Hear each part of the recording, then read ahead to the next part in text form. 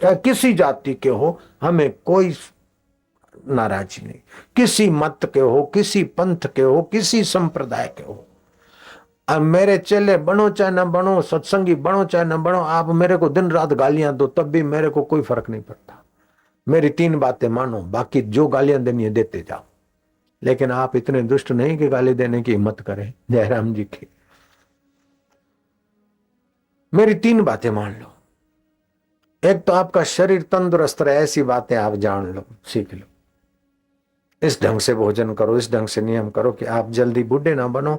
और बुढ़ापा शरीर का है तब भी मैं बूढ़ा हूं, मैं तो मर गए, मन से आप बूढ़े ना हो। शरीर बीमार हो जाए तब भी मन से बीमार मत बनो, तो शरीर जल्दी तंदुरुस्त हो जाए। ऐसी कुदरती बातें सीख लो। सूर्य के किरण सुबह और शाम के शरीर पे पड़े, प्राणायाम हो ताकि रक्त संचार ठीक से होता रहे। प्राकृतिक जीवन जीने की कला सीख लो। ध्यान योग शिविर में और भी कई पुस्तकों में तंदुरुस्ती की बातें वो जानकर आप ऑपरेशनों से, इंजेक्शनों से, बीमारियों से बचो। एक बात अर्थात आपका शरीर तंदुरुस्त रहे, ये मेरी बात आप मान लो। आपका मन प्रसन्न रहे, जयराम जी की ये बात मेरी मान लो आप। और आपकी बुद्धि में बुद्धिदाता का ज्ञान चम चम चम के, ये 3 बातें मेरी बात नो। बाकी की आपकी सभी बात मैं मानने को तैयार हूं। मेरी 3 बातें मानो आप, फिर मैं आपकी बातें मानने को तैयार हूं। और घाटा पड़े तो मेरा, और फायदा हो तो आपका हक। और मेरे को दक्षिणा नहीं चाहिए, रुपया नहीं चाहिए, पैसा नहीं चाहिए। आप फूल हार पहराते ने तो मेरे को बोझा लगता है, मैं लेने को नहीं आया। वो फूल हार आपको देता हूं तो मैं निश्चिंत हो जाता हूं। एक भी माला मैंने नहीं रखी, इतनी सारी आई थी। तभी तो बापू है, नहीं तो बेटे हो जाए। लेना है तो बेटे हो गए। कबीरा जोगी जगत गुरु तजे जगत की आस, जो जग की आशा करे तो जग गुरु और वो दास। હું તો નહીં જાઉં સાવરીએ મારી માં, મારું મને લાગ્યું ફકીરી માં। હીરા ને મોતિયોરી માળા મારે નહીં જોઈએ, હું તો તુલસીરી કંઠી પહેરું મારી માં, મારું મને લાગ્યું ફકીરી માં। રાણેરી વાતો મને નહીં ભાવે, હું તો ગિરધરા ગીતડા ગાઉં મારી માં, મારું મને લાગ્યું ફકીરી માં। बाई मीरा कहे प्रभु गिरधर नागर, मु तो गुरु चरण है बैसे हरि भजू मां, मारू मन लाग्यो फकीरी मां। मु तो नहीं जाऊं सावरी है मोरी मां, मारू मन लाग्यो फकीरी। आप भी ससुराल मत जाओ। शरीर ससुराल जाए तो जाए, लेकिन आपका मन तो भगवान में आ जाए। जयराम जी की आप मन का चिंतन की शैली ऊंची कर दो। आप लक्ष्य अपना ऊंचा बना दो बस। मैं बोलता हूं आप पक्का कर लो। लक्ष्य न ओझल होने पाए, लक्ष्य न ओझल होने पाए, कदम मिलाकर चल, कदम मिलाकर चल, सफलता तेरे चरण चूमेगी, सफलता तेरे चरण चूमेगी, आज नहीं तो कल। आज नहीं तो कल। आप लक्ष्य ऊंचा बना लो, उसी प्रकार का चिंतन करो, सफलता बिल्कुल हाजिर हो जाएगी। आपका संतोष, आपका होश, आपका सुख पराधीन नहीं होना चाहिए। आपको स्व में संतोष होना चाहिए, आपको स्व में सुख होना चाहिए, आपका स्व में होश होना चाहिए। वस्तुओं की प्राप्ति के बाद सुख मिलेगा, व्यक्तियों के मिलने के बाद सुख मिलेगा। ये हट जाए तब सुख मिलेगा, वो मर जाए तब सुख मिलेगा, वो पैदा हो जाए तब सुख मिलेगा। ये आपका सुख, संतोष और होश पराधीन है। पराधीन स्वप्ने सुख नाही। गोपियां क्या है? गो माना इंद्रियां, इंद्रियों के द्वारा जो कृष्ण के रस को पीती है। योगी भावना के द्वारा भगवत रस पीता है, तत्वज्ञानी ज्ञान के द्वारा भगवत रस पीता है। लेकिन भक्त और गोपियां इंद्रियों के द्वारा भगवत रस पीते हैं। कृष्ण नाच रहे हैं, आंखें देख रही कल्पना, गा रहे कान सुन रहे, मीठी ललवन है मन से मुस्कुरा रहे हैं। तो इस प्रकार इंद्रियों के द्वारा रस पीना ये गोपी पद्धति है। ध्यान के द्वारा रस पीना ये योग पद्धति है, तत्व ज्ञान के द्वारा अल्लाही रस पीना ये तत्व ज्ञान की पद्धति है। लेकिन रस विकारों का नहीं, अल्लाह ही रस पीना ये आपका हक की चीज है। मनुष्य ही पी सकता है और प्राणी नहीं पी सकते। घोड़ा, गधा, कुत्ता, बिल्ला वो बेचारे नहीं पी सकते। मनुष्य किसे कहते हैं, इंसान किसे कहते हैं?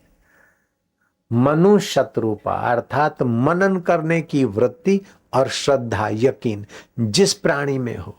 पशु में श्रद्धा नहीं होती, मनन करने की वृत्ति उतनी नहीं होती। मनुष्य में और पशु में यह फर्क है कि मनुष्य जैसा परमात्मा में मन लगा सकता है वैसा पशु नहीं लगा सकता है। मनुष्य जितना परमात्मा के निकट जल्दी आ सकता है उतना पशु नहीं आ सकता है। इसीलिए वो, अरे ये बाबा जी क्या कथा में, ये तो पशु जैसा है। अबे ये तो पशु है बाबा, ये तो जात पात में और फर्क के बाद में पड़ा है, इसको तो मैंने बोला लेकिन आया ही नहीं कमबख्त है, तो वो तो पशु है बाबा। बस जैसे पशु चारा देखा फिर किसका अपना है पराया नहीं, बस चुगने लग गया। ऐसे ही बस इंद्रियों के भोग विषय में जो बार बार गिर जाए वो पशु है। लेकिन क्या खाना उचित है, कब खाना उचित है, कितना खाना उचित है, किसका खाना उचित है, ये जो जानता है वह मनुष्य है।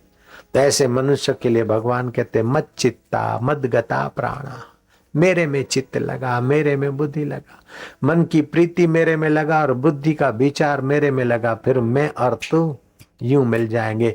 क्योंकि तू अमर आत्मा, मैं अमर परमात्मा हूं, तेरी मेरी तो एक जाति है। शरीर तो पहले नहीं था, मरेगा। तो संसार की चीजें भी पहले नहीं थी, वो भी मरेगी। तो संसार भी मरता है मिटता है और शरीर भी मरता है मिटता है, लेकिन आत्मा तो मरने के बाद भी रहता है, तो परमात्मा भी रहता है। तो आत्मा परमात्मा की एक जात है, तेरी मेरी एक जात है। इंसान की बदबख्ती अंदाज से बाहर है, कम वक्त खुदा होकर बंदा नजर आता है। वास्तव में तो हम खुदा के जिगरी जान है, हमारा खुदा है तो हम अमर आत्मा, लेकिन मान बैठे मैं कमला हूं, मैं देवड़ी हूं, मैं जुगली हूं। अरे जुगली तो तारा शरीर और नाम है बेटी। जोधपुर नरेश जहां मत्था टेकता है वो फूली बाई गोबर की थेपड़ियां थेप के गुजारा करती थी, लेकिन उसकी कमाई भगवान के नाम की, भगवत ध्यान की, एकाग्रता की कमाई ऐसी की। फौजी जा रहे थे कि बाई जरा पानी पिए, पानी है के बाई? झोंपड़े वाली बाई भले बाहर से गरीब थी लेकिन समझ की अमीर थी। बोले बेटा दौड़ दौड़ते खून गर्म हो गया, अब तुरंत ठंडा पानी पियो तो नुकसान करता है। ग्वार की रोटी और बाजरा, बाजरा रोटी और ग्वार की सब्जी बेटा टुकड़ो खाए ले। बोले मैं सेना का आगेवान, मैं आगवा खाऊं और दूसरे नहीं खाए तो माता जी चौको नहीं लागे गए, रूडो नहीं लागे। अरे तो बिजारो ख्याल करे तो थारो भगवान ख्याल करे। बद्दा ने बोल आवाज दियो, सब बैठ गए पूरी बटालियन। और जो ये दो बाजरी की रोटी बनाई थी और गुआर, उसको ढक दिया। राम जी की चिड़िया, राम जी का खेत, काले मेरे बेटे भर भर पेट। और देती गई और सैनिक खाते गए, देती गई सैनिक खाते गए। सैनिक देखता कि पूरा झोपड़ा में इतने इतने से कपड़े के नीचे क्या है, नीचे भरा है क्या है माता जी? बोले नहीं बेटा लिपिड़ा है, देख ले। और जाके यशवंत सिंह को बता के फूली बाई का ऐसी कमाई हो गई। भगवत भाव में इतने बल है। ये कल बताया था ना, भगवत भाव की यात्रा गहरी होने से 15 शक्तियां खिलती है। संपदा शक्ति, जगत उद्धारणी शक्ति, आनंददायिनी शक्ति आदि कल बताया था ना, वो कैसे मिल जाए तो देख लेना। तो ये 15 शक्ति है नाम कमाई में। संपदा शक्ति, संपदा मान रुपया पैसा, तो रुपया पैसा से तो दुनिया की सब चीजें खरीद लेते हैं, वो एक है। ऐसी 14 दूसरी है, उससे भी बड़ी बड़ी शक्तियां। वो नाम कमाई वाले को ऐसे ही मिल जाती है मुफ्त में।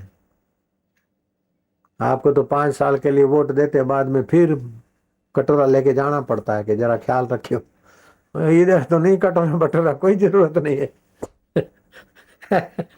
बाप जी रे, बात तो चौकी क्यों अंधा था क्या? तो फूली बाई ने ऐसा कर दिया। तो राजा यशवंत सिंह गए, तो यशवंत सिंह ने देखा कि बाई तो बड़ी पहुंची हुई। अब वो बाई की तो शादी हुई थी जोधपुर के पास में छोटा गांव, तो फूली बाई होगी। और पति तो देव हो गया, रोए मेरे पति रे मने सड़े गया रे, भाई कोई रे मारो बेगा रे। वो कूट रहा था, उसका मन सिर कूट रहा था। और फिर बाप ले गया किसी गुरु के पास, और गुरु ने उसके मन को जरा थोड़ा सा मोड़ दिया। जो हाड़ मास को याद करके मर रही थी, उसकी आत्मा तो अमर है, वो मर गया तो क्या उसका शरीर मर गया, उसकी तो हड्डियां इधर पड़ी। और पति पति करके उसका आत्मा क्यों भटकाती है? वो पति में जो आत्मा था, परमात्मा था, चैतन्य था, वैसे का वैसा आत्मा तेरे पास है। पति मर गया तो याद कर कि तू तो शरीर नहीं थे, शरीर तो यहाँ मर गया, और तुम तो आत्मा हो। अपने भगवान की याद करके अपना कल्याण करीजो। मेरे को आशीर्वाद दीजिए कि मैं कोई दूसरी हूँ, बुरी नजर में ना जाऊं, मैं भी अपने असली पति परमात्मा को याद करूं। जगत का पति जीवित है तो मैं विधवा कैसे हुई? विधवा तो शरीर हुआ, मैं विधवा कैसे? मैं तो अनाथ हो गई, मेरा बाप मरी गया रे बापा रे बाप रे। अरे के रोए छोरा के मारो बाप मरेगा, मैं अनाथ हो गयो। अरे जगत रो नाथ जीवे, तू की कर अनाथ वो मुआ? जगत रो नाथ जीवे थारा बेड़ो है। अनाथ हुआ तो ये तेरी मन की कल्पना है। जगत नाथ मेरा है, जगत का स्वामी मेरा है। और पति का पिता का पत्नी का शरीर मर गया, वो तो मरने के लिए पैदा हुआ था। अब रो रो के तो जन्म में फिर पैदा नहीं होगा। इसलिए तो तू भावना अच्छी कर, मंगलमय जीवन मृत्यु पुस्तक ले जा स्टॉल से, ये पढ़ो, और कहीं मौत हुई हो तो पढ़ाओ और उसकी सदगति करो। फूलीबाई को तो गुरुजी के पास से सत्संग मिला, और फूलीबाई नाम कमाई में लग गई। ऐसी ऊंची पहुंच वाली फूलीबाई के पास यशवंत सिंह जोधपुर नरेश सत्संग के लिए जाते। दूर अपना ताज रख देते, अपना जूता उतार देते, हाथ पैर धोते, आचमन 3 लेते, फिर संत दर्शन को जाते। उससे ज्यादा पुण्य होता है पवित्र होके जाने से।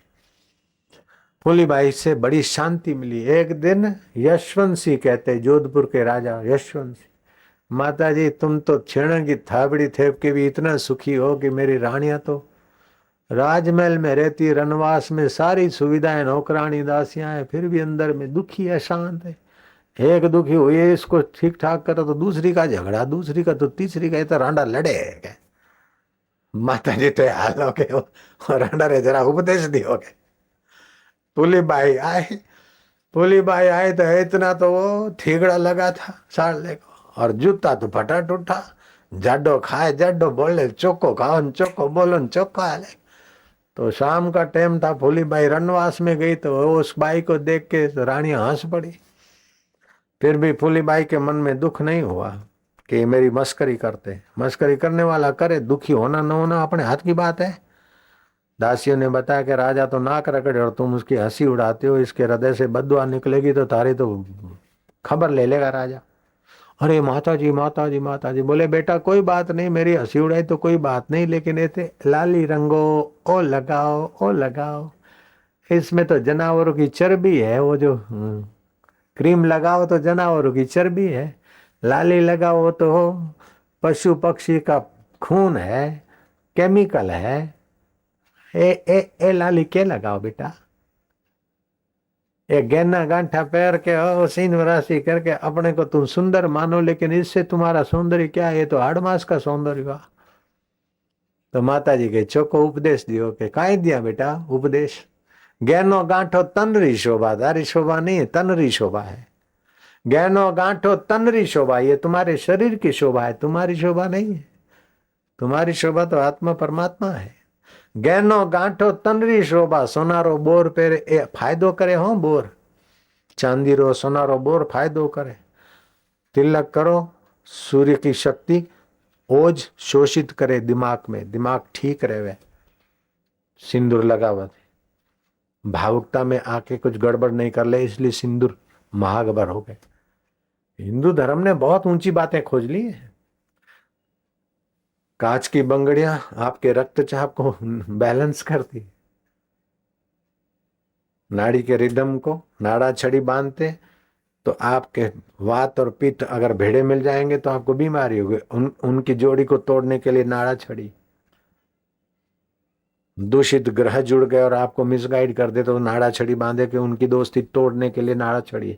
अभी आप शुभ कर्म कर रहे हैं, इसलिए ब्राह्मण मंगलम भगवानम मंगलम गरुड़ध्वज, यहाँ तिलक करते आपकी सूझबूझ ऊंची, और यहाँ नाड़ा छड़ी बांधते कि आपके ऊपर दुष्ग्रह हो अथवा वात पित्त कफ का अंदर में तंदुरुस्ती का कहीं गड़बड़ हो तो उसका दोस्ती जो दो शत्रु मिल जाते हैं ना तो आपको भारी पड़ते हैं, तो उनकी शत्रु वो टूट जाए।